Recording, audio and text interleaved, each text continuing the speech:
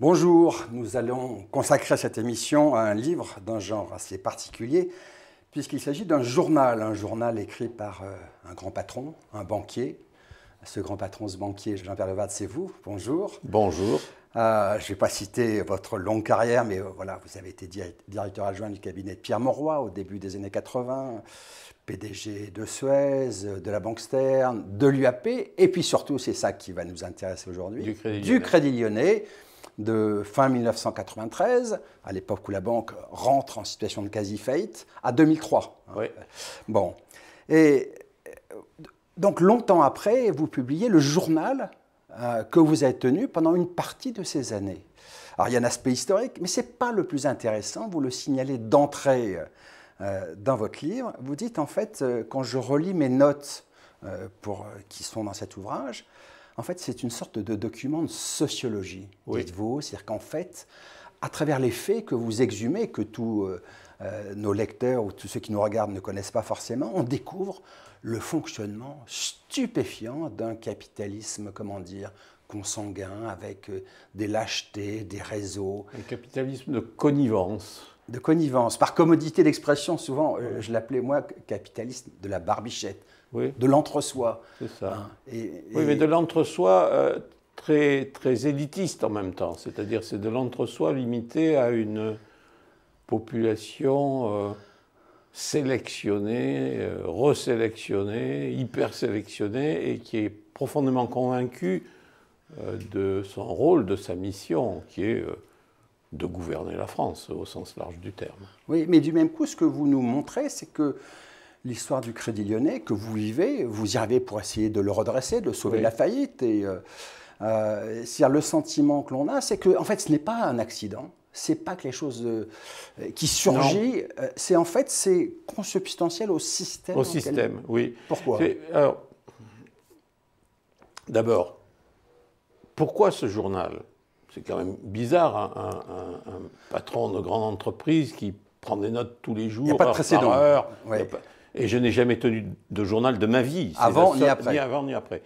Pourquoi? Parce que j'avais déjà été président d'entreprise nationale. J'avais vécu dans un système à peu près normal, qui fonctionnait normalement. Là, j'arrive, je ne comprends rien. Je me trouve dans une espèce de truc incompréhensible. Je suis à la tête d'une des plus grandes banques du monde. Elle est en train de faire faillite.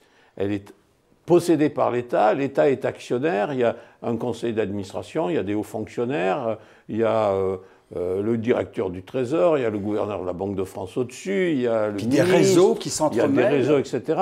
Je dis, attention, la banque est en état de quasi-faillite, personne ne me croit. Ouais.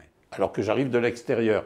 Personne ne me croit. Et j'ai l'impression d'être dans un système tellement absurde, tellement incompréhensible que je prends des notes juste pour être sûr que je ne deviens pas fou, que je ne suis pas le seul à être fou dans cet univers qui est un univers d'inconscience. Donc à l'époque, vous avez raison, Laurent, je croyais avoir vécu un accident exceptionnel. Ouais.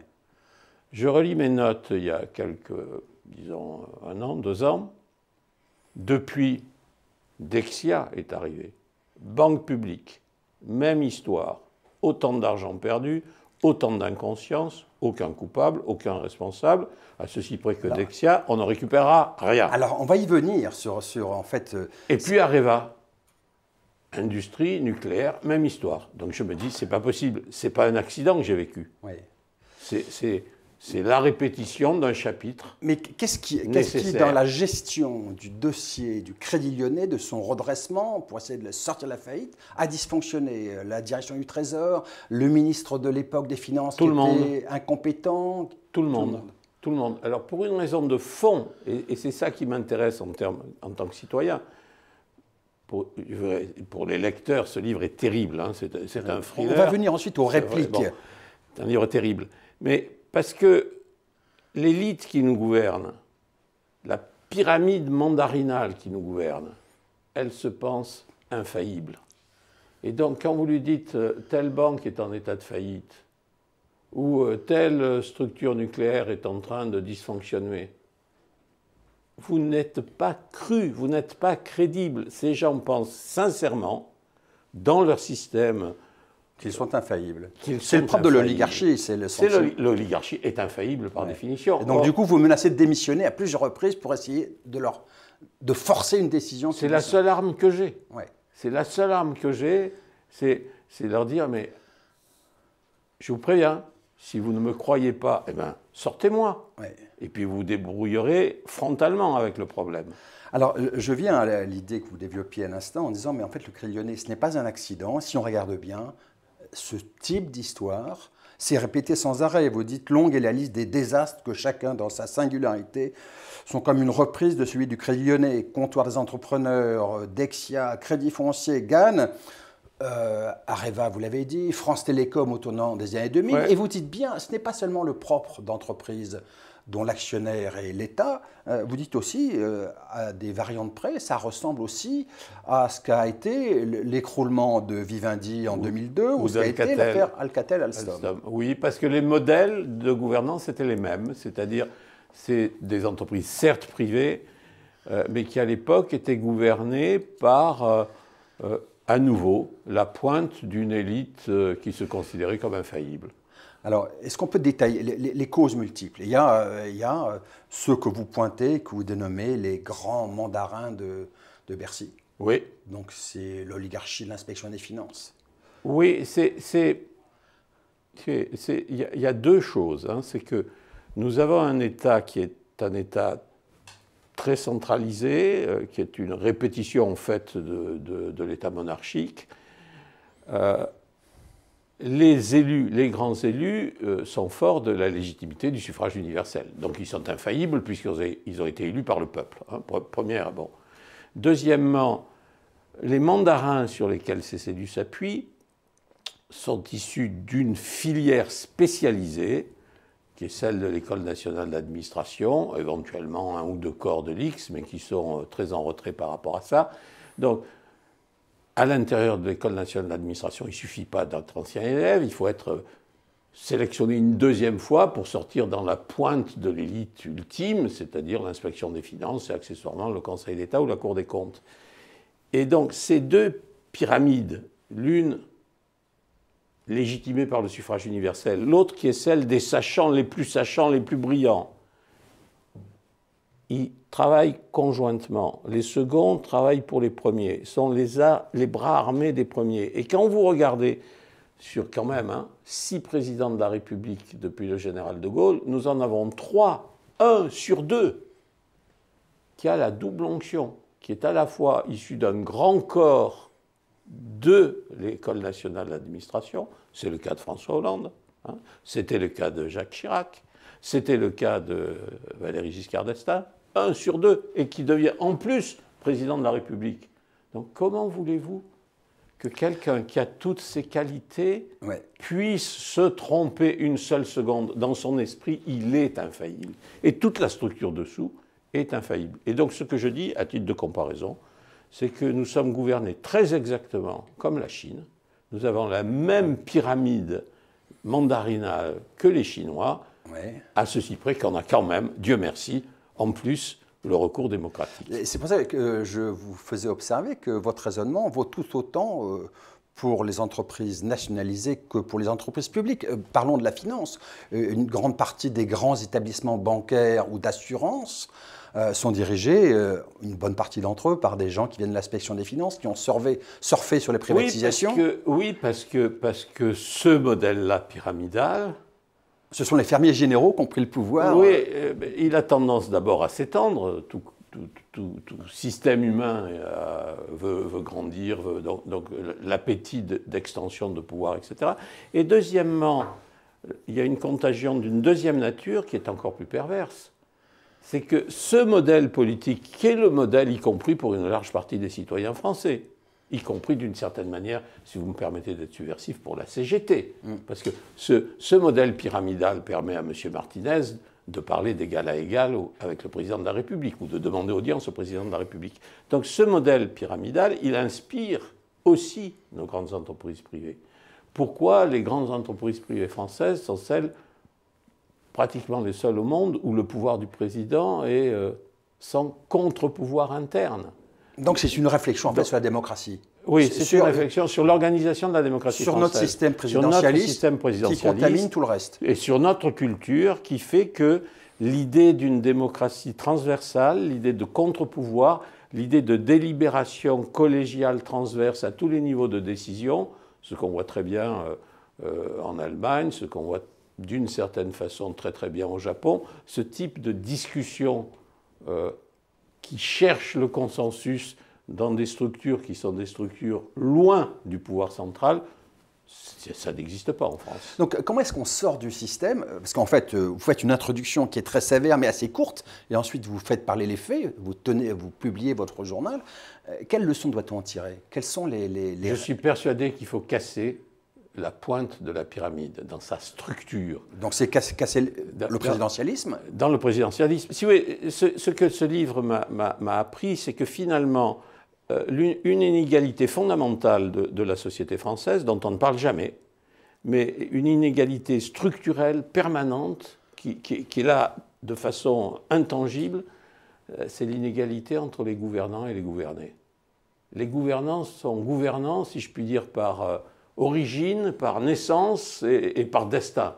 Ouais. Et les gouvernés, ils regardent et puis ils votent une fois tous les 5 ans. Et donc il faut casser cette distinction, il faut avoir une démocratie beaucoup plus participative. Ça consiste sur le plan politique à faire toutes les choses dont on parle et qu'on a tellement de mal à mettre en œuvre, c'est-à-dire l'interdiction de tous les cumuls de mandats, l'interdiction des mandats répétés dans le temps, de façon à renouveler la classe politique. Ça implique que les hauts fonctionnaires, quand ils basculent en politique, ils abandonnent leur statut de haut fonctionnaire. Moi, j'ai quitté la fonction publique, j'avais 30 ans, j'ai démissionné. Donc, non... le monsieur qui est ancien de l'ENA, qui devient ministre... Un Emmanuel Macron, dont on parlera tout à l'heure, reste inspecteur des finances. Il faut qu'il démissionne, s'il veut faire de la politique. Et je pense que... Je ne suis pas sûr qu'il ne faille pas supprimer l'ENA. Je ne suis pas sûr qu'une école spécialisée pour fabriquer les mandarins, ça ne soit pas à long terme une catastrophe. Voilà, il y avait, moi dans ma culture personnelle, j'étais toujours très marqué par le livre de Marc Bloch, L'étrange défaite, donc le grand résistant, le grand républicain, qui condamnait le Front populaire, qui pensait à créer l'ENA, qui ne verra le jour qu'à la Libération, en disant il faut laisser à l'université le soin, dans le pluralisme de ses approches, de former les élites du pays. Il faut que notre démocratie soit ouverte, respire, qu'il y ait une vraie égalité des chances, que si je suis gouverné, j'ai une chance raisonnable, ou mes enfants aient une chance raisonnable, s'ils le souhaitent, devenir à un certain moment des gouvernants. Après tout, souvenez-vous de la vieille démocratie athénienne, qui avait par ailleurs beaucoup de défauts. Les gouvernants étaient tirés au sort. Ouais. Tirés au sort. Les pays en Islande, on y a pensé dans le cadre de la révolution démocratique à la suite de la crise financière. Je ne propose pas ça, mais il faut casser le système qui est presque, une fois de plus, le système monarchique. On a pris l'égalité, qui est devenue une valeur de la Déclaration des droits de l'homme, mais on applique l'égalité dans un système qui est resté un système totalement hiérarchisé et donc inégalitaire. En fait, quand on vous lit et quand on vous écoute, on se dit qu'il y a un double paradoxe par le VAD. Allez-y. Il y a d'abord le paradoxe personnel. Le système que vous décrivez, c'est le système dans lequel vous avez vécu. Dans lequel j'ai vécu. Ce qui ne veut pas dire que j'y ai appartenu. Vous racontez vos dîners chez Alain Minc, l'entremetteur du kabylisme parisien. Vous étiez, je ne sais pas si vous êtes toujours membre du siècle. Je ne sais plus. Vous êtes dans les arcanes de ce capitalisme parisien que vous décrivez. Bien sûr. Mais quand vous êtes dans un pays, vous êtes forcé de vivre avec la culture de votre pays. Mais en même temps, j'ai toujours...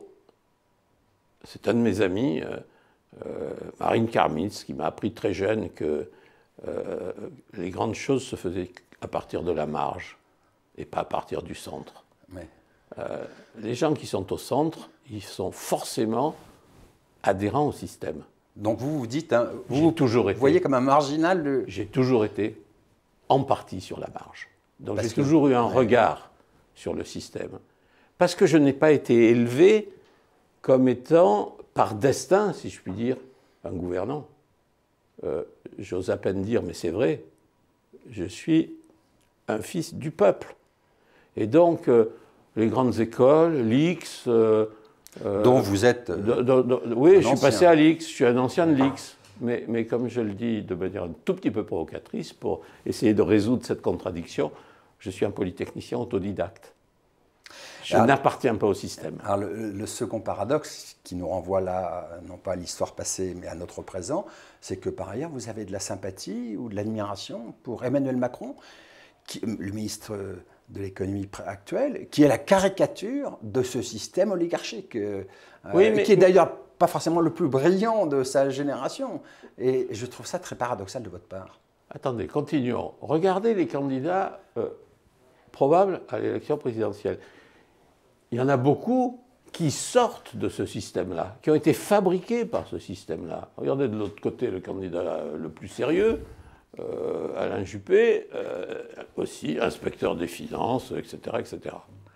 Je pense que pour ces gens-là qui ont d'énormes qualités chacun dans son camp, s'ils restent dans leur système, ils échoueront.